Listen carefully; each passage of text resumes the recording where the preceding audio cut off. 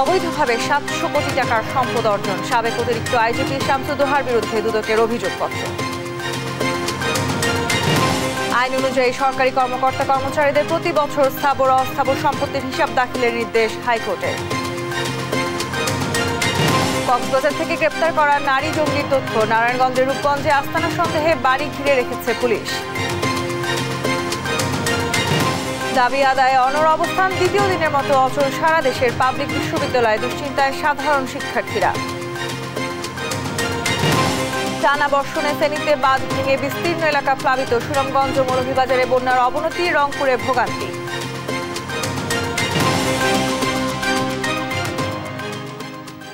দেখছিলেন শিরোনাম সংবাদ দুপুরের, সঙ্গে আছি আমি তাসনুভা তন্নি। অবৈধ সম্পদ অর্জনের মামলায় পুলিশের সাবেক অতিরিক্ত মহাপরিদর্শক ডক্টর শামসুদ্দোহা খন্দকার ও তার স্ত্রীর বিরুদ্ধে আদালতে অভিযোগপত্র দাখিল করেছে দুর্নীতি দমন কমিশন দুদক। দুদকের অভিযোগে দম্পতি জ্ঞাত আয় বহির্ভূতভাবে প্রায় 700 কোটি টাকার সম্পদ অর্জন করেছেন। 2019 সালে তাদের বিরুদ্ধে জ্ঞাত আয় বহির্ভূত সম্পদ অর্জনের অভিযোগে মামলা করে দুদক। ঢাকা সহ দেশের বিভিন্ন স্থানে 1027 শতক জমি আছে তাদের নামে। দলিলে এসব জমির দাম 70 কোটি টাকা দেখানো হলেও আদতে বাজার দর প্রায় 500 কোটি টাকারও বেশি হবে। গুলশানের 135 নম্বর রোডে 1 বিঘা জমির উপর নির্মিত একটি ডুপ্লেক্স বাড়িও রয়েছে তাদের, যার মূল্য প্রায় 200 কোটি টাকা।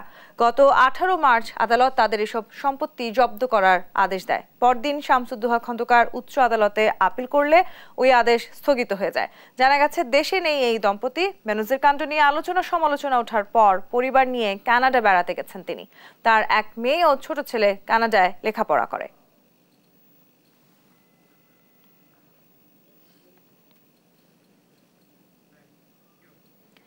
আইন অনুযায়ী প্রতি বছর সরকারি কর্মকর্তা ও কর্মচারীদের স্থাবর ও অস্থাবর সম্পদের হিসাব দাখিলের নির্দেশ দিয়েছেন হাইকোর্ট। মঙ্গলবার এ নিয়ে এক রিটের শুনানিতে বিচারপতি নজরুল ইসলাম তালুকদার ও বিচারপতি কাজী এবাদত হোসেনের সমন্বয়ে গঠিত হাইকোর্টের দ্বৈত বেঞ্চ এই আদেশ দেন। এই আদেশের আগে হাইকোর্ট বলেন, দুর্নীতি উন্নয়ন ও সুশাসনের অন্তরায়, তাই যে কোনো মূল্যে এটি থামাতে হবে। শুধু সরকার নয়, জনগণকেও দুর্নীতির বিরুদ্ধে দাঁড়াতে হবে এবং আন্দোলন গড়ে তুলতে হবে। এর বিরুদ্ধে ঘরে ঘরে দুর্গ গড়ে তুলতে হবে। সোমবার হাইকোর্টের এই বেঞ্চে দুর্নীতি রোধে সরকারি কর্মকর্তা ও কর্মচারীদের সম্পদের হিসাব দাখিল ও প্রকাশের নির্দেশনা চেয়ে একটি রিট করা হয়।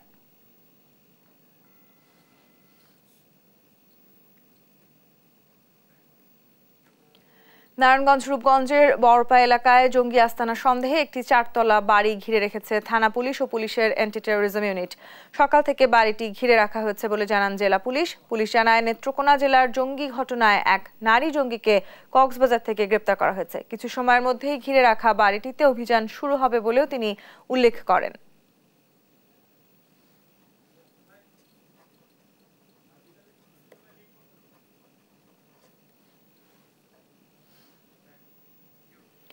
বিস্তারিত জানাতে নারায়ণগঞ্জ থেকে যুক্ত হচ্ছেন সহকর্মী বিল্লাল হোসেন। বিল্লাল, জঙ্গি আস্তানার বিষয়ে আইন শৃঙ্খলা বাহিনীর সদস্যরা কি বলছেন?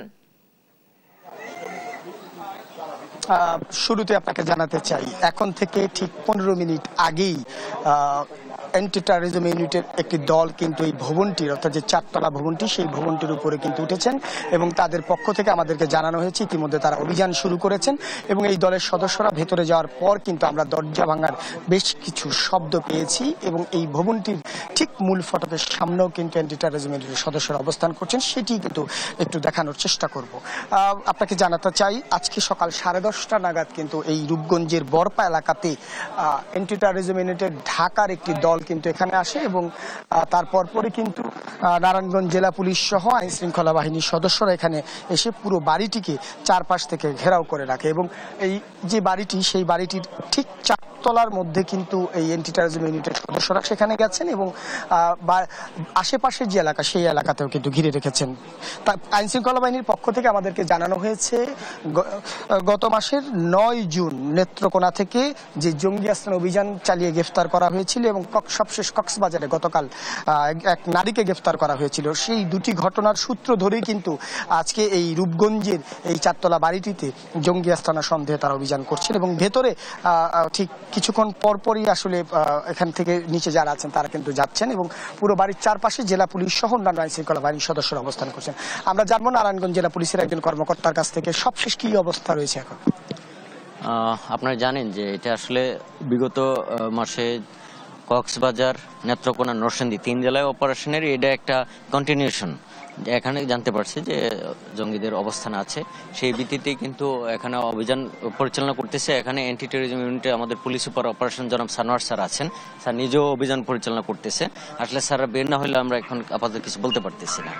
শুনছিলেন যে ইতিমধ্যেই কিন্তু শুরু হয়ে গেছে এই অভিযান, এবং অভিযান শেষ হওয়ার পরে কিন্তু অ্যান্টি টেরোরিজম ইউনিট এবং জেলা পুলিশের পক্ষ থেকে আমাদেরকে আরো বিস্তারিত জানাবেন। পাশাপাশি অ্যান্টি টেরোরিজমের যিনি পুলিশ সুপার সানোয়ার, তিনি কিন্তু কিছুক্ষণ আগে আমাদেরকে জানিয়েছেন যে এই বাড়িটিতে কয়েকজন অবস্থান করছেন এমন বিষয়টি কিন্তু তারা জানতে পেরেছেন, এবং এই ভবনটির যে বাসিন্দারা রয়েছেন তাদেরকে ইতিমধ্যে সরিয়ে নেওয়া হয়েছে, এবং আশেপাশের যারা বাসিন্দা রয়েছেন তাদেরকেও সরিয়ে নেওয়া হচ্ছে। তো সবকিছু মাথায় রেখেই কিন্তু আইনশৃঙ্খলা বাহিনীর সদস্যরা কাজ করছেন, এবং কিছুক্ষণ পরেই হয়তো তারা আমাদেরকে বিস্তারিত জানাতে পারবেন এই ঘটনাতে আসলে এই বাড়িতে যারা রয়েছেন তারা কেন এখানে এসেছেন, তাদের কি উদ্দেশ্য, কিংবা এই কোন জঙ্গি সংগঠনের সদস্যরা এই বাড়িতে অবস্থান করছেন। সার্বিক বিষয় কিন্তু আমাদেরকে কিছুক্ষণ পর জানাবেন, এবং সেই তথ্য কিন্তু আমরা জানাতে পারবো।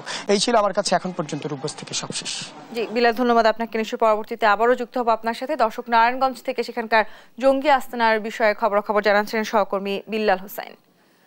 পেনশন স্কিম প্রত্যাহারের দাবিতে দ্বিতীয় দিনের মতো আন্দোলনে দেশের সব পাবলিক বিশ্ববিদ্যালয়ের শিক্ষক কর্মচারীরা অনির্দিষ্টকালের কর্মবিরতিতে স্থবির হয়ে পড়েছে প্রতিটি ক্যাম্পাস। তারা বলছেন, জোর করে চাপিয়ে দেওয়া পেনশন স্কিম বাতিল না করা পর্যন্ত চলবে আন্দোলন। মাজহারুল ইসলামের প্রতিবেদন, জানাচ্ছেন নাফিয়া ফারসানা। শিক্ষক কর্মকর্তা কর্মচারীদের কর্মবিরতিতে স্থবির ঢাকা বিশ্ববিদ্যালয় ক্যাম্পাস। পেনশন স্কিম প্রত্যাহারের দাবিতে দ্বিতীয় দিনের মতো বন্ধ ক্লাস, পরীক্ষা সহ প্রশাসনিক সব কার্যক্রম। আন্দোলনের দ্বিতীয় দিনেও কলা ভবনের মূল ফটকে অবস্থান নেয় শিক্ষকরা। নতুন পেনশন স্কিমকে ষড়যন্ত্র উল্লেখ করে তারা বলেন, সব দেশের শিক্ষকদের সুযোগ সুবিধা বাড়লেও বাংলাদেশে তার উল্টোটা ঘটছে। এই প্রতি স্কিম যদি বহাল রাখে তাহলে আমরা চাকরি শেষে বৃদ্ধ বয়সে যে এককালীন একটি টাকা পেয়ে বৃদ্ধ জীবন চালানো হবে সেটা বাতিল করা হয়েছে। কোনো ধরনের আলোচনা ছাড়া এমন সিদ্ধান্তের তীব্র সমালোচনা করেন শিক্ষকরা। এই যে পেনশন স্কিম আমাদের উপর চাপিয়ে দেয়া হচ্ছে, এটা বিশ্ববিদ্যালয়ের স্বায়ত্ত শাসনের পরিপন্থী। আমরা এটা তীব্র বিরোধিতা করি। একই দাবিতে আন্দোলনে নেমেছে ঢাকা বিশ্ববিদ্যালয়ের কর্মকর্তা কর্মচারীরাও। প্রশাসনিক কার্যক্রম বর্জন করে বিক্ষোভ মিছিল এবং সমাবেশ করে তারা। তাদের দাবি, প্রত্যয় স্কিম বিশ্ববিদ্যালয়ের 1972 সালের স্বায়ত্ত শাসন বিরোধী সিদ্ধান্ত। পাকিস্তান আমলের চেয়েও অবহেলিত দেশের শিক্ষকরা, তাই যথাযথ মর্যাদা ফিরিয়ে দেওয়ারও দাবি জানান শিক্ষকরা। নাফিয়া ফারজানা, দেশ টিভি, ঢাকা। যেমনটি বলছিলাম, শিক্ষকদের অনির্দিষ্টকালের কর্মবিরতিতে অচল সব পাবলিক বিশ্ববিদ্যালয়। এ নিয়ে আরো জানাতে সরাসরি যুক্ত হচ্ছেন বরিশাল থেকে শফিক মুন্সি। শফিক, শিক্ষকদের কর্মবিরতিতে বিশ্ববিদ্যালয়ের বর্তমান পরিস্থিতি কি, সেখানে কি দেখছেন আপনি, বিস্তারিত জানাবেন।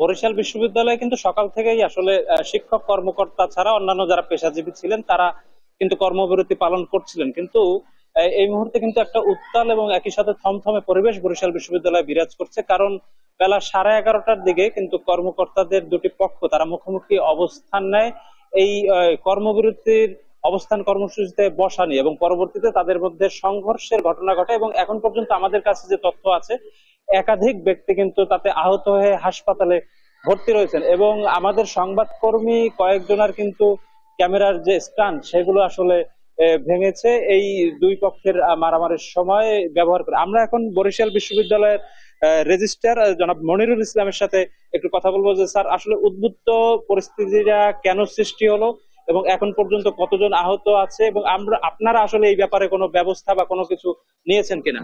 ধন্যবাদ। সকাল থেকেই আমরা দেখেছি, আমি যখন 9টায় আসলাম, আসার পরে দেখলাম যে আমাদের কর্মকর্তাদের দুটো গ্রুপ দুই পাশে অবস্থান করছে, এবং আমি উভয়কে কথা বলে শান্ত করেছি। এর পর কিছুক্ষণ ঘন্টাখানিক পরে 11:30টার দিকে আবার আমার কাছে মেসেজ গেল যে ব্যানার নিয়ে একটা পক্ষ যারা ইতিমধ্যে নির্বাচিত এবং অনুমোদিত তারা আছেন, আর একটা পক্ষ ডিরেক্ট অফিসার নামে তারা তাদের ব্যানার নিয়ে দাঁড়িয়েছে। সুতরাং বরিশাল ইউনিভার্সিটি একটি মুক্ত বুদ্ধি চর্চা কেন্দ্র, সেখানে সবাই সবার মতামত ব্যক্ত করতে পারে। এনিহাও যেভাবেই হোক নিজেদের মধ্যে ভুল বুঝাবুঝির কারণে একটু মারামারি বা অনভিপ্রেত ঘটনা বলা যায় এটাকে ঘটেছে। এই জন্য তাৎক্ষণিকভাবে মাননীয় ভাইস চ্যান্সেলর মহোদয় নির্দেশ দিয়েছেন ভিডিও ফুটেজ সংগ্রহ করে আমরা যারা দায়ী তাদেরকে কঠোরভাবে আমরা তাদের বিরুদ্ধে শাস্তিমূলক ব্যবস্থা গ্রহণ করবো। কারণ বরিশাল বিশ্ববিদ্যালয়ের আইন শৃঙ্খলার স্বার্থে আমরা কোনোভাবেই কাউকে ছাড় দেব না। স্যার, এই ঘটনা এখন পর্যন্ত কতজন আহত আছেন এবং সার্বিক পরিস্থিতিটা কি? এখন কি পরিস্থিতি কি শান্ত কিনা? এই মুহূর্তে পরিস্থিতি শান্ত এবং অনেকটা থমথমে বিরাজ করছে। দুই পক্ষেরই বেশ কিছু জন আহত হয়েছে, তবে ইনশাল্লাহ আমরা আশা করছি এখন আমাদের কন্ট্রোলে আছে আইন শৃঙ্খলা, আর সামনের দিকে কোনো কিছু ঘটবে না। আমরা আসলে বরিশাল বিশ্ববিদ্যালয়ের যিনি রেজিস্ট্রার তার সাথে কিন্তু আসলে কথা বলছিলাম। তিনি কিন্তু উদ্বুদ্ধ পরিস্থিতি নিয়ে তাদের বিশ্ববিদ্যালয় প্রশাসনের যে অবস্থান সেটি কিন্তু ব্যাখ্যা করেছেন। আমরা আসলে আরো জানাতে চাই যে বরিশাল বিশ্ববিদ্যালয় কিন্তু গতকালও কর্মবিরতি পালন করেছিল শিক্ষক কর্মকর্তা ছাড়া অন্যান্য পেশাজীবী যারা। তাদের দাবি এই যে গতকাল থেকে শুরু হওয়া যে সার্বজনীন পেনশন ব্যবস্থার প্রত্যয় স্কিম সেটির প্রত্যাহার আসলে তারা দাবি করেন। তারা একই সাথে বলছেন যে তাদের সঙ্গে অগ্রিম কোনো আলোচনা ছাড়াই একদম সম্পূর্ণরূপে আসলে এক প্রকার বৈষম্য এবং নিপীড়নমূলক একটি পেনশন ব্যবস্থা তাদের উপর চাপিয়ে দেওয়া হয়েছে এবং তার প্রেক্ষিতে কিন্তু তারা এভাবে আন্দোলনে নেমেছেন। এবং এই আন্দোলনে নামার ফলে কিন্তু বিশ্ববিদ্যালয়ের ক্লাস পরীক্ষা যেগুলো আছে সেই একাডেমিক কার্যক্রমগুলো সম্পূর্ণভাবে স্থবির হয়ে গেছে। এবং বরিশাল বিশ্ববিদ্যালয় সহ আমরা যেটা জানতে পেরেছি দেশের সকল পাবলিক বিশ্ববিদ্যালয় এবং জাতীয় বিশ্ববিদ্যালয়ের অধীন যে কলেজগুলো বেশিরভাগ কলেজে আসলে অচল অবস্থা সৃষ্টি হয়েছে। এই পরিস্থিতি আসলে কতভাবে উত্তরণ ঘটবে এই পরিস্থিতি থেকে সেই ব্যাপারেই আসলে এখন সবাই উদ্বিগ্নতার সাথে তাকিয়ে আছে। তো এই ছিল বরিশাল বিশ্ববিদ্যালয় থেকে আমার কাছে চলমান যে কর্মবিরতি সে ব্যাপারে সর্বশেষ তথ্য। জি শফিক, আপনাকে ধন্যবাদ। দর্শক, বরিশাল বিশ্ববিদ্যালয় থেকে যুক্ত হয়েছিলেন সহকর্মী শফিক মুন্সি। এদিকে বিশ্ববিদ্যালয়ের শিক্ষকদের কর্মবিরতির বিষয়ে আরো জানাতে ঢাকা বিশ্ববিদ্যালয় থেকে সরাসরি যুক্ত হচ্ছেন সহকর্মী মাজহারুল ইসলাম। মাজহার, আন্দোলন নিয়ে কি বলছেন শিক্ষকরা? ঢাকা বিশ্ববিদ্যালয়ের সার্বিক চিত্র জানাবেন আমাদের। জিতুনি, আপনাকে ধন্যবাদ। আপনি যেমনটা বলছিলেন যে গতকালকে থেকেই কিন্তু শিক্ষকদের যে কর্মবিরতি সেটি কিন্তু সর্বাত্মকভাবে চলছে।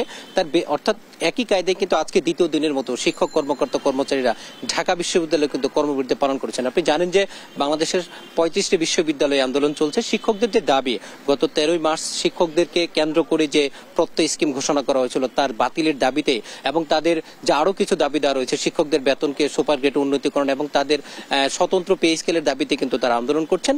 সেই আন্দোলন কিন্তু ঢাকা বিশ্ববিদ্যালয় হচ্ছে এবং আপনি জানেন যে গতকাল ঢাকা বিশ্ববিদ্যালয়ের প্রতিষ্ঠা বার্ষিকী ছিল, সেখানেও কিন্তু শিক্ষকরা অংশগ্রহণ করেননি, কারণ তারা বলছেন তাদের যে দাবি সেই দাবি না মানা পর্যন্ত তারা আন্দোলন করবেন। তবে একটু আগে আমরা যেটা শুনেছি শিক্ষক সমিতির যিনি সভাপতি তিনি বলেছেন যে পেনশন কর্তৃপক্ষ তাদের কিছু জিনিস তারা স্পষ্ট করেছে, যেটা বয়স যে 60 বছর ছিল সেটা 65 বছরে নিয়ে এসেছে ইত্যাদি কিছু দাবি দাও তারা মেনে নেওয়ার কথা বলেছেন। কিন্তু তারা বলছেন তাদের দাবি যতক্ষণ না পর্যন্ত সবগুলো দাবি মেনে না হবে ততক্ষণ পর্যন্ত তারা তাদের এই আন্দোলন চালিয়ে যাবে। আমরা একটু ঢাকা বিশ্ববিদ্যালয়ের সাবেক প্রক্টর ইসলামী ইতিহাস সংস্কৃতি বিভাগের অধ্যাপক ডক্টর গোলাম রব্বানীর সাথে একটু কথা বলি মূলত তাদের কি দাবি দাওয়াগুলো। স্যার, আপনাদের এই আন্দোলন কতদিন চলবে? মূল দাবিগুলো আপনাদের কি?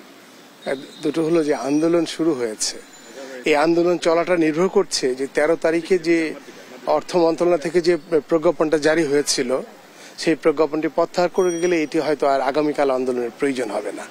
এটি একটা পরিষ্কার অবস্থান আমাদের। দ্বিতীয় হলো যে কেন আন্দোলন, এটি প্রতিবাদ যৌক্তিকভাবে কিন্তু এগুলো আমরা উপস্থাপন করেছি এবং আমরা বিশ্বাস করি সকলে বিষয়টা অবহিত আছেন। আমরা চাচ্ছি যে প্রচলিত ব্যবস্থাটি পেনশন কাঠামোতে ছিল সেটিতে আমরা ফিরে যেতে চাই। আর আমরা শুধু প্রত্যাখ্যান করছি প্রত্যয়কে, পাশাপাশি বঙ্গবন্ধু কন্যা মাননীয় প্রধানমন্ত্রী শেখ হাসিনা কর্তৃক প্রদত্ত যে একটি আর্থিক নিরাপত্তা বলয় সৃষ্টির যে একটা ভালো উদ্যোগ যেটি 4টি স্কিমের মাধ্যমে আছে সেই স্কিমগুলো অব্যাহত থাকবে, আমরাও সেটিকে সমর্থন করি এবং এই স্কিমগুলোকে নষ্ট করার জন্য কেউ এই ধরনের কোনো প্রত্যয় স্কিম এনেছে কিনা সেটি বিবেচনার জন্য আমরা সবার প্রতি দাবি রাখছি। আমার মনে হয় যে আর সময় ক্ষেপণ না করে এটি প্রত্যাহার করে শিক্ষক প্রতিনিধিদের সাথে আলোচনায় বসে যদি সত্যি কিছু করার থাকে ভবিষ্যতে সেটি করা যেতে পারে। স্যার, আমরা আরেকজন একটু শিক্ষকের সাথে কথা বলি যিনি ঢাকা বিশ্ববিদ্যালয়ের শিক্ষক, তার সাথে ম্যাডাম আপনাদের মূল দাবি দেওয়াগুলো আসলে স্যার যেটা বলছিলেন আসলে এই দাবি দেওয়াগুলো আপনারা কত মেনে নিলে আন্দোলনে কতটুকু চালাবেন? এই আন্দোলন আপনাদের আর কতদিন চলবে মূলত? ধন্যবাদ। আসলে আজকে 2 জুলাই। আজকে এই বিশ্ববিদ্যালয় প্রাঙ্গণে নতুন শিক্ষার্থীদের কলরবে পরিপূর্ণ থাকার কথা ছিল। আমি ছাত্র উপদেষ্টা, আমার সকাল 10টায় প্রোগ্রাম ছিল। তাদেরকে আমার বিভাগ, আমার শিক্ষক, তাদের সকলের সাথে পরিচয় করিয়ে দেওয়া, সেগুলো আমি কোনোটাই করতে পারিনি এবং আমার মনের মধ্যে কিন্তু অনেক কষ্ট। এই কাজটি আমরা, যেটি সাধারণভাবে রুটিন কাজ যেগুলো চলার কথা ছিল, শিক্ষকের কাজ হচ্ছে ক্লাসরুমে যাওয়া, শিক্ষকের কাজ হচ্ছে শিক্ষা প্রদান করা এবং ছাত্রছাত্রীদেরকে নিয়েই এই বিশ্ববিদ্যালয় এবং শিক্ষক ছাত্রছাত্রী নিয়ে বিশ্ববিদ্যালয়ের প্রাঙ্গণ সুন্দর থাকবে, কলরবপূর্ণ থাকবে, এটাই আমরা কামনা করি। আজকে আপনারা তাকান, দেখেন চারিদিকে শিক্ষার্থী নাই, আমরা আন্দোলনে বসে আছি, আমরা ক্লাসরুমে নাই, আমরা রিসার্চে নাই, আমরা কোথাও নাই। আমাদের এই কষ্টের কথা আমরা কোথায় রাখবো? আমি শুধু এইটুকুই বলবো, আমাদের উপর যে চাপিয়ে দেওয়া যে বৈষম্যমূলক যে প্রত্যয় স্কিম, সেই স্কিমটি বাতিল করুন, এটি প্রত্যাহার করুন। আমাদের যে শিক্ষকদের দাবি সেগুলো দ্রুত নিষ্পত্তি করুন এবং আমি আমার ভরসা প্রধানমন্ত্রী জননেত্রী শেখ হাসিনার উপর। আমি মনে করি তিনি আমাদের উপর দৃষ্টি ফেরালেই এই সমস্যার সুন্দর এবং চমৎকার সমাধান হবে।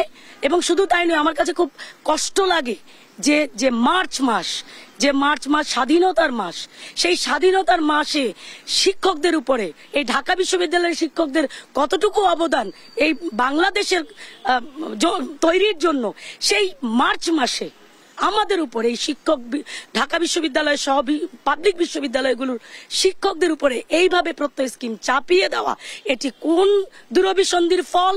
এগুলোকে অবশ্যই আমি আহ্বান করব, আপনারা খতিয়ে দেখবেন, আপনারা এটি দেখবেন এবং আমাদেরকে এই প্রত্যয় স্কিম থেকে বের করে আমরা যেখানে ছিলাম আমরা সেখানে ভালো আছি, আমাদের পরবর্তী সন্তানরা সেখানেই ভালো থাকবেন, এটাই আমরা মনে করি। ধন্যবাদ। আপনি যেমনটা শুনছিলেন যে তাদের যে দাবি দেওয়াগুলো সেগুলো মেনে নিলে তারাও চান না তাদের এই কর্মবিরতি চলুক, তারাও চাচ্ছেন ঢাকা বিশ্ববিদ্যালয়ের যে প্রাণাঞ্চল শিক্ষার্থীকে নিয়ে সেটি চলমান থাকবে এবং তাদের 1-2টি দাবি না, সমস্ত দাবি পেনশন কর্তৃপক্ষ সরকার মেনে নেবে, এটাই কিন্তু তাদের শেষ দাবি এবং তারাও চাচ্ছেন দ্রুত সময়ের মধ্যে বিশ্ববিদ্যালয় সচল হোক এবং শিক্ষার্থীদের নিয়ে তারা তাদের ক্লাসে ফিরে যাবেন। এই ছিল ঢাকা বিশ্ববিদ্যালয় থেকে শিক্ষকদের আন্দোলন সম্পর্কে আমার কাছে সর্বশেষ তথ্য। তন্নি, মাঝার ধন্যবাদ আপনাকে। দর্শক, ঢাকা বিশ্ববিদ্যালয় থেকে যুক্ত হয়েছিলেন সহকর্মী মাজহারুল ইসলাম। আওয়ামী লীগ সরকার ভারতের সাথে অসম চুক্তি করে দেশের স্বাধীনতা সার্বভৌমত্ব হুমকির মধ্যে ফেলবে, তা দেশের মানুষ মেনে নেবে না বলে হুঁশিয়ারি দিয়েছেন বিএনপি চেয়ারপারসনের উপদেষ্টা জয়নুল আবদিন ফারুক। এমন অভিযোগ করেছেন বিএনপি চেয়ারপারসন খালেদা জিয়াকে বিনা অপরাধে মৃত্যু পথযাত্রী করেছে বর্তমান সরকার। ভারতের সাথে অবৈধ চুক্তি, অন্যদিকে দুর্নীতি, লুটপাট ও দেশকে ধ্বংস করার ষড়যন্ত্রের প্রতিবাদে জাতীয় প্রেস ক্লাবের সামনে গণতন্ত্র ফোরাম আয়োজিত অবস্থান কর্মসূচিতে এসব কথা বলেন তিনি। এ সময় বিএনপি চেয়ারপারসন খালেদা জিয়াকে অবিলম্বে বিদেশে নিয়ে চিকিৎসার দাবি জানান ফারুক। বলেন, স্বল্প সময়ের ব্যবধানে 2 বার সরকার প্রধান ভারতে গিয়ে খালি হাতে ফিরলেও দেশের বুকের উপর দিয়ে ভারতের রেল চলতে চুক্তি করেছে সরকার।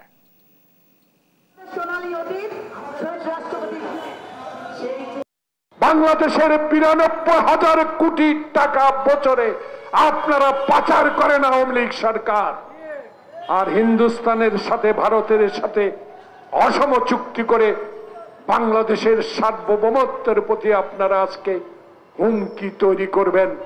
বাংলাদেশ জাতীয়তাবাদী দলের একজন সৈনিক, একজন কর্মী থাকতেও আমরা কোনোদিন এটা গ্রহণ করব না। হিসাব আওয়ামী লীগ অক্ষরে অক্ষরে নেব, সময় বেশি দূরে নয়। বাংলাদেশে এই ভারতীয় আগ্রাসনের বিরুদ্ধে লড়াই করতে হবে। সংবাদ দুপুরে আরো থাকছে। দক্ষিণ পূর্ব ক্যারিবীয় অঞ্চলে শক্তিশালী হারিকেন বেরিলের আঘাত, বিদ্যুৎ ও যোগাযোগ ব্যবস্থা বিপর্যস্ত, ব্যাপক হতাহতের আশঙ্কা। পাহাড়ি ঢলের পানিতে রাস্তাঘাট তলিয়ে আবারও বন্যা পরিস্থিতি সৃষ্টি হয়েছে ফেনী, সুনামগঞ্জ এবং মৌলভীবাজারে। এতে চরম ভোগান্তিতে পড়েছে লাখো মানুষ। এদিকে তিস্তার পানি কমতে শুরু করলেও রংপুর ও লালমনিরহাট অঞ্চলের মানুষ রয়েছে দুর্ভোগে। সহকর্মীদের তথ্যচিত্রে সালমা জাহানের ডেস্ক রিপোর্ট। গত দুদিনের টানা বর্ষণ ও ভারতের উজান থেকে নেমে আসা পাহাড়ি ঢলে মুহুরী নদী 4টি স্থানে দেখা দিয়েছে ভাঙন। এতে ফেনীর উত্তর দৌলতপুর, দক্ষিণ দৌলতপুর, বৈরাগপুর, পরশুরামের দক্ষিণ শালধর সহ 8টি গ্রাম প্লাবিত হয়েছে। চরম ভোগান্তিতে পড়েছে এলাকাবাসী।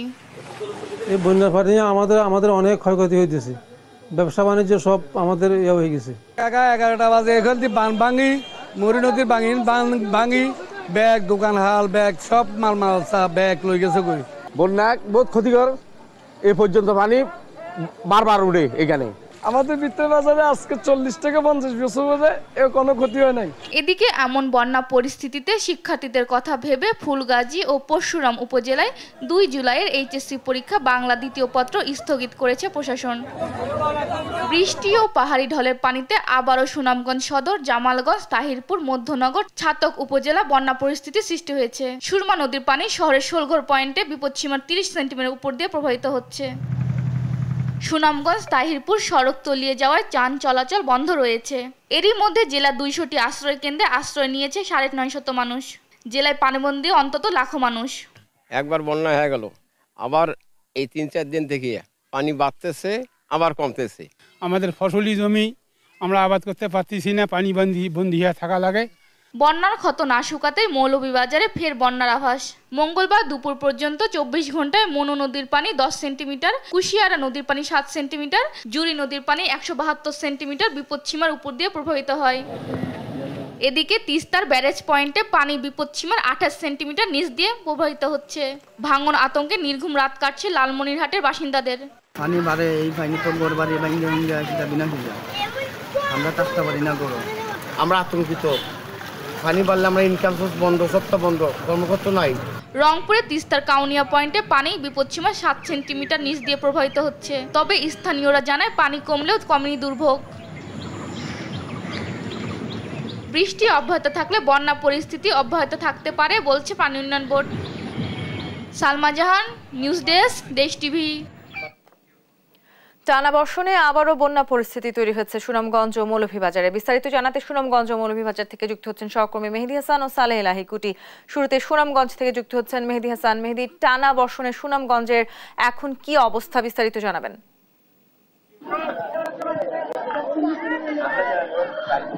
তন্নি, আজকে সকাল থেকে কিন্তু আবার আপনি দেখতেই পাচ্ছেন যে রুদ্রোজ্জ্বল আবহাওয়া সুনামগঞ্জে, যার কারণে কিন্তু সুনামগঞ্জে সুরমা নদীর পানি অনেকটাই কমেছে। সকালে 30 সেন্টিমিটার উপর দিয়ে প্রবাহিত হয়েছিল সুরমা নদীর পানি, কিন্তু এই কিছু সময় কিন্তু প্রায় 6 সেন্টিমিটার পানি কমেছে নদীতে।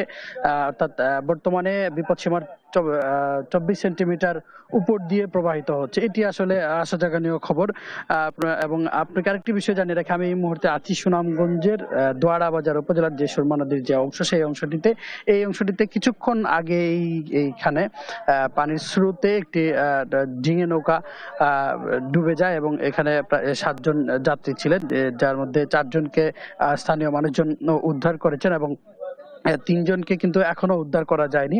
এবং আমরা কথা বলেছিলাম এখানের যে ফায়ার সার্ভিস এবং পুলিশের যে উদ্ধার কার্যক্রমে যে টিম আসছেন তাদের সাথে, তারা বলছেন তাদের উদ্ধার কার্যক্রম চলমান আছে এবং তারা পরবর্তীতে সকল আপডেট আমাদেরকে জানিয়ে দেবেন। এবং আপনাকে আরেকটি বিষয় জানিয়ে রাখি যে সুনামগঞ্জে প্রায় 3টি উপজেলা কিন্তু এখন পর্যন্ত সড়ক যোগাযোগ বিচ্ছিন্ন আছে, তাহিরপুর, বিশ্বম্বরপুর, জামালগঞ্জ সহ, এবং বাকি যে উপজেলাগুলো আছে সেই উপজেলাগুলো কিন্তু অঞ্চলের গ্রামীণ সড়কগুলো কিন্তু এখনো পানিতে নিমজ্জিত আছে। এবং আবহাওয়া অধিদপ্তর জানিয়েছে আগামী 24 থেকে 48 ঘন্টা ভারী থেকে অতি ভারী বৃষ্টিপাত হতে পারে, যার ফলে পানি উন্নয়ন বোর্ড বলছে এবং স্বল্প মেয়াদী একটি বন্যার পরিস্থিতি তৈরি হতে পারে।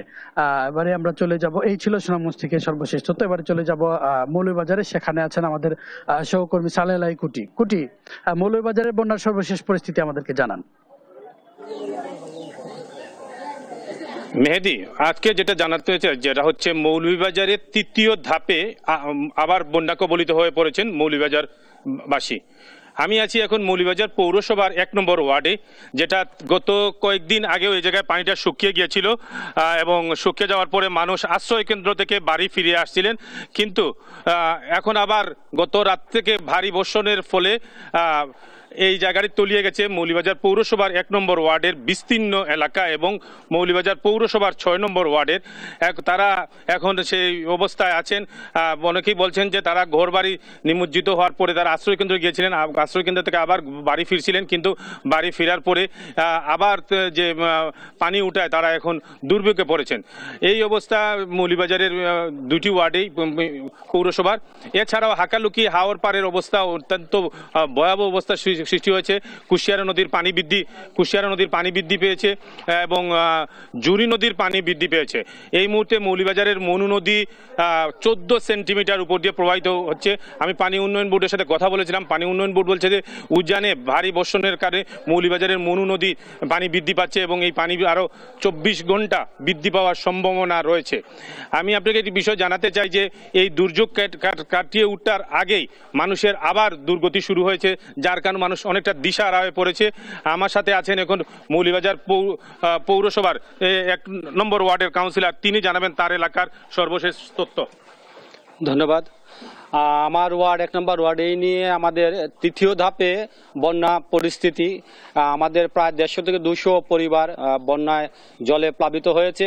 ইতিমধ্যে ওদেরকে নিরাপদ স্থানে নেওয়া হয়েছে। আমাদের এখানে একটা আশ্রয় কেন্দ্র রয়েছে, সেখানে ওনারা আছেন।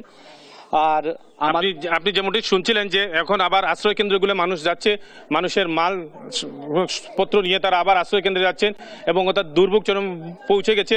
পৌরসভার পক্ষ থেকে এখন পর্যন্ত কোনো এই বানবাসী মানুষদের ত্রাণ তৎপরতা দেওয়া হয়নি।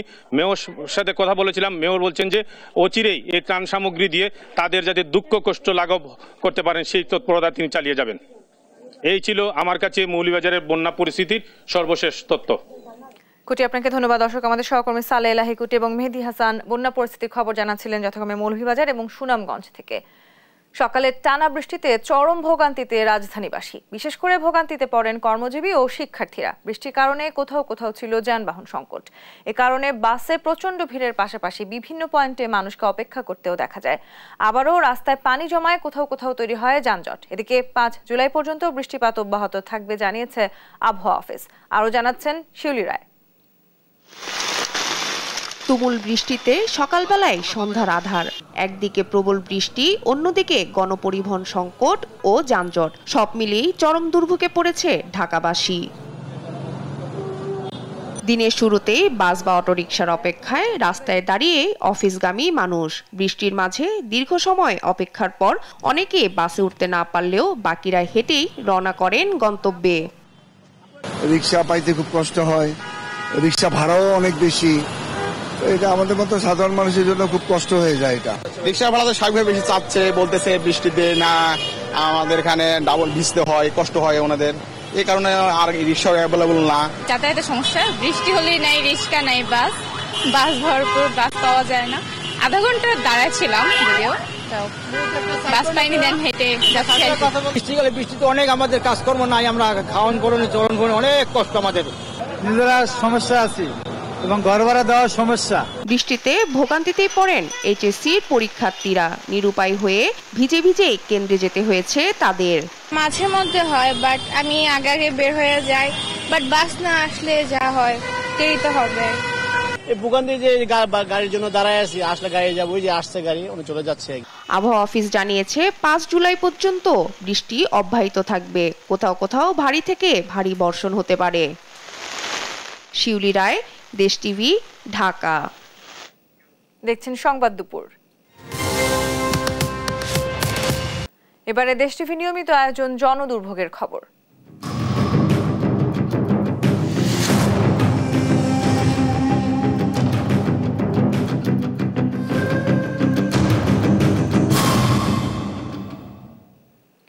সিটি কর্পোরেশনের বাসিন্দা, তবে প্রায় সময়ই রাস্তায় চলতে হয় নৌকা দিয়ে। বলছি ঢাকা উত্তর সিটি কর্পোরেশন 11 নম্বর ওয়ার্ডের কথা। গণস্বাক্ষর দিয়ে জানালেও টনক নড়েনি মেয়র আতিকের। কাউন্সিলররাও বলছেন ওয়ার্ডটির প্রতি উদাসীন মেয়র নিজেই। M A আজিমের report. বৃষ্টি নেই, তবুও রাস্তায় জমে আছে পানি। পিচ ঢালাই রাস্তার উপর ইট রেখে চলতে হয় ঢাকা উত্তর সিটি কর্পোরেশনের 11 নম্বর ওয়ার্ডের আনসার ক্যাম্প থেকে ছাপাখানা মোড় পর্যন্ত সড়কটিতে। আর 2-1 ঘন্টা বৃষ্টি হলে পরিণত হয় খালে। কোমর সমান পানি হওয়ায় তখন চলাচলের একমাত্র মাধ্যম হয়ে যায় নৌকা। টানা একদিনের বৃষ্টি হলে জলাবদ্ধতা থেকে যায় সপ্তাহব্যাপী। তখন ভোগান্তির শেষ থাকে না এলাকাবাসীর। সমস্যার সমাধানে শুধু মৌখিক নয়, গণস্বাক্ষর দিয়ে লিখিতভাবে সিটি কর্পোরেশনকে জানালেও মেলেনি প্রতিকার। 5 মিনিট যদি বৃষ্টি হয় ভালোভাবে, তাহলে হচ্ছে পুরো এরিয়াটা হচ্ছে মাঝামান পানি হয়ে যায়, মানুষ হাঁটতে পারে না, চলতে পারে না। এমনকি এই রাস্তায় হচ্ছে এমন বৃষ্টি হয়, বৃষ্টি হলে নৌকা পর্যন্ত চলে। অনেক সমস্যা, আমরা এই যে বৃষ্টি একটু হলে আর কি বাসা থেকে বের হতে পারি না, হাঁটু সমান পানি হয়ে যায়, পানি জমা থাকে, 2-1 দিনে আর কি কমে না পানি। এখানে নৌকা চলার মতো পানি জমে, আর এই পানিটা যেতে অন্ততপক্ষে 20 ঘন্টা টাইম লাগে। ওয়ার্ডটির অনেক সড়কই এখনও খানাখন্দে ভরা। কিছু স্থানে সংস্কারের নামে খুঁড়ে রাখা হয়েছে মাসের পর মাস, যা ভোগান্তির আরেক কারণ। এখন রাস্তায় যে পাইপগুলো আসলো, এই পাইপগুলোর কি কাজ করাইব না সরকার? পাইপগুলো নিয়ে গেল কেন? কাজ ওই যে আসে যায়, এই মাটিগুলো পর্যন্ত সরাচ্ছে না, পিছল মাটি অনেকেই আহত হয়েছে পড়িয়া।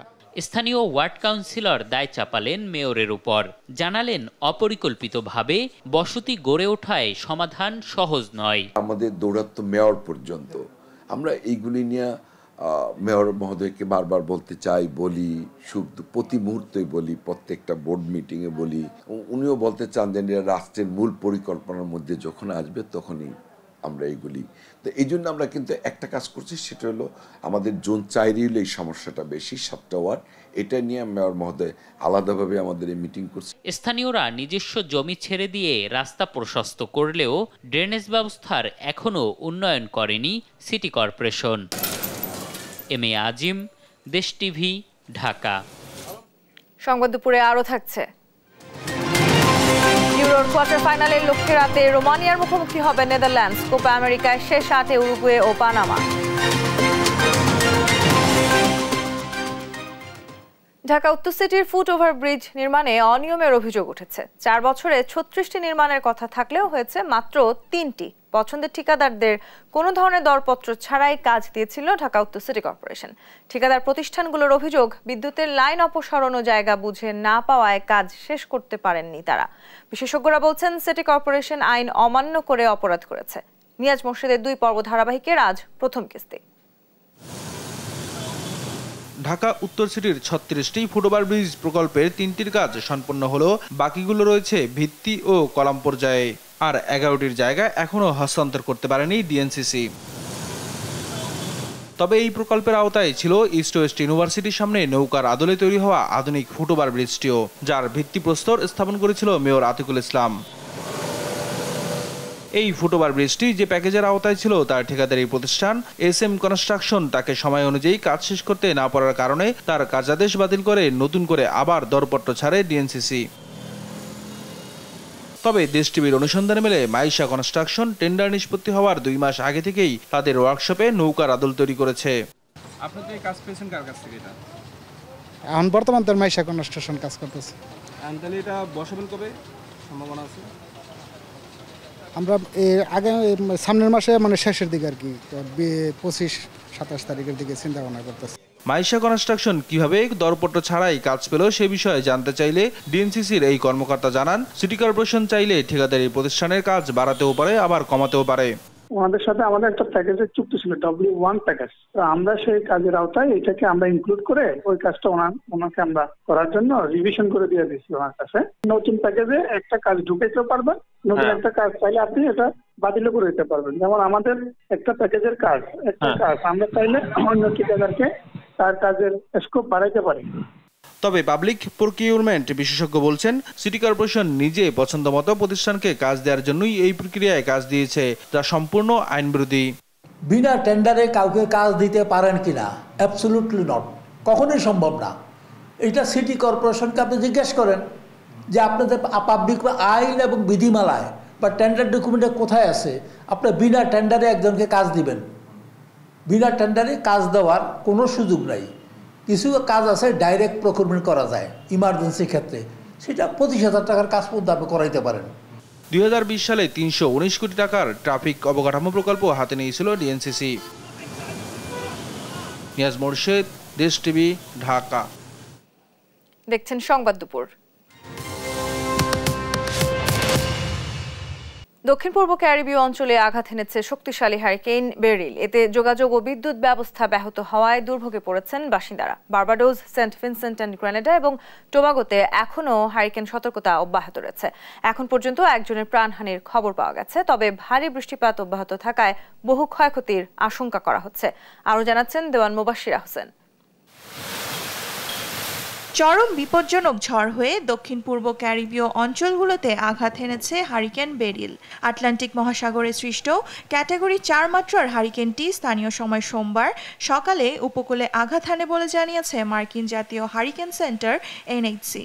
সময়ের সাথে সাথে হারিকেনটি আরও বেশি শক্তিশালী হয়ে ওঠে। উপকূলে ঘন্টায় সর্বোচ্চ 193 কিলোমিটার বাতাসের গতিবেগ রেকর্ড করা হয়। উইন্ডওয়ার্ল্ড দ্বীপপুঞ্জে সম্ভাব্য ক্ষয়ক্ষতির মোকাবেলায় প্রস্তুত থাকতে বলেছে NHC। এছাড়া বার্বাডোস, সেন্ট ভিনসেন্ট ও গ্রানাডাইন্স এবং টোবাগোতে জারি করা হয়েছে সর্বোচ্চ সতর্কতা। জামাইকাতেও কার্যকর রয়েছে হারিকেন সতর্কতা। বেরিলের প্রভাবে স্বাভাবিকের চেয়ে বেশি বৃষ্টিপাত হতে পারে বলে জানিয়েছে সংস্থাটি। ফলে কিছু অঞ্চলে আকস্মিক বন্যার আশঙ্কা করা হচ্ছে। এছাড়াও দক্ষিণ পূর্ব উপকূলীয় এলাকায় জলোচ্ছ্বাস ও সামুদ্রিক ঢেউয়ের সতর্কতা জারি রয়েছে। ক্যারিবীয় অঞ্চলে বেরিল আঘাত হানার আগে বিমানবন্দর এবং ব্যবসা প্রতিষ্ঠান বন্ধ করে দেওয়া হয়। দুর্যোগপূর্ণ আবহাওয়ার কারণে দেখা দিয়েছে বিদ্যুৎ বিভ্রাট, ব্যাহত হচ্ছে যোগাযোগ ব্যবস্থা। এমনকি হারিকেন সম্পর্কিত প্রয়োজনীয় তথ্যও পাচ্ছেন না বাসিন্দারা। এছাড়া বেশ কয়েকটি অঞ্চলের বাসিন্দাদের নিরাপদ আশ্রয়ে যাওয়ার আহ্বান জানানো হয়েছে। হারিকেন বেরিল কিছুটা দুর্বল হয়ে এখন পশ্চিম দিকে অগ্রসর হচ্ছে বলে জানিয়েছে NHC। সবশেষ তথ্য অনুযায়ী সর্বোচ্চ বাতাসের গতিবেগ 241 কিলোমিটারের কাছাকাছি। বুধবার পর্যন্ত অঞ্চলটিতে হারিকেনের প্রভাব থাকতে পারে। দেওয়ান মুবাশশিরা হোসেন, নিউজ ডেস্ক, দেশ টিভি। সাবেক মার্কিন প্রেসিডেন্ট ডোনাল্ড ট্রাম্পকে আংশিক দায় মুক্তি দিয়েছেন দেশটির সুপ্রিম কোর্ট। স্থানীয় সময় সোমবার এই রায় ঘোষণা করেন যুক্তরাষ্ট্রের প্রধান বিচারপতি জন রবার্টসের নেতৃত্বাধীন 6 সদস্যের একটি বেঞ্চ। বিচার থেকে কোনো ধরনের প্রেসিডেন্সিয়াল ছাড়ের স্বীকৃতি দিয়ে আদালতের এমন রায় এটিই প্রথম। বিস্তারিত রায়হান কবির শুভ্রর ডেস্ক রিপোর্টে। 2020 সালের নির্বাচনের ফলাফল পাল্টে দেওয়ার চেষ্টা, পর্ন তারকা স্টর্মি ড্যানিয়েলসকে মুখ বন্ধ রাখার জন্য ঘুষ প্রদান, কর ফাঁকি এবং রাষ্ট্রের গোপন নথি সরানোর অভিযোগে সুপ্রিম কোর্ট সহ বিভিন্ন আদালতে বেশ কয়েকটি মামলা চলছে সাবেক প্রেসিডেন্ট ডোনাল্ড ট্রাম্পের বিরুদ্ধে। তবে এরই মধ্যে ট্রাম্পকে আংশিকভাবে দায়মুক্তি দিয়েছেন দেশটির সুপ্রিম কোর্ট। সোমবার এক রায়ে সুপ্রিম কোর্ট বলেছেন, ট্রাম্প প্রেসিডেন্ট হিসেবে তার সাংবিধানিক ক্ষমতার মধ্য থেকে কোনো কিছু করে থাকলে সেক্ষেত্রে তার বিচার করা যাবে না, তবে ব্যক্তিগত কোনো কৃতকর্মের জন্য তার বিচার করা যেতে পারে। বিচার থেকে কোনো ধরনের প্রেসিডেন্সিয়াল ছাড়ের স্বীকৃতি দিয়ে আদালতের এমন রায় এটি প্রথম। সুপ্রিম কোর্ট যে রায় দিয়েছেন তা অনুসারে নির্বাচনের ফলাফল উল্টে দেওয়ার চেষ্টা ও রাষ্ট্রের গোপন নথি সরানোর বেলায় দায় মুক্তি পেতে পারেন ট্রাম্প। কিন্তু স্টর্মি ড্যানিয়েলস, কর ফাঁকি ও সম্পদের তথ্য গোপন বিষয়ক মামলাগুলোতে এ রায় কার্যকর হবে না। যুক্তরাষ্ট্রের প্রধান বিচারপতি জন রবার্টসের নেতৃত্বাধীন 6 সদস্যের একটি বেঞ্চ এ রায় ঘোষণা করে। তাদের মধ্যে 3 জন রায়ের সমর্থন জানানো থেকে বিরত ছিলেন। রায় নিয়ে নিজের অসন্তুষ্টির কথা জানান বিচারপতি সোনিয়া সোটোমেয়র। সুপ্রিম কোর্টের সিদ্ধান্তে উচ্ছ্বাস প্রকাশ করেছে ট্রাম্পের দল রিপাবলিকান পার্টি। এ রায়কে গণতন্ত্র ও সংবিধানের জন্য বড় জয় বলে মনে করছেন তারা। অন্যদিকে আদালতের সিদ্ধান্তে মোটেও সন্তুষ্ট নয় প্রেসিডেন্ট নির্বাচনে ট্রাম্পের প্রতিপক্ষ বর্তমান প্রেসিডেন্ট জো বাইডেনের ডেমোক্রেটিক পার্টি। এছাড়া এ রায়ে অসন্তোষ প্রকাশ করেছে অনেক সাধারণ মার্কিন নাগরিক। রায়হান কবির শুভ্র, নিউজ ডেস্ক, দেশ টিভি। দেখছেন সংবাদ দুপুর।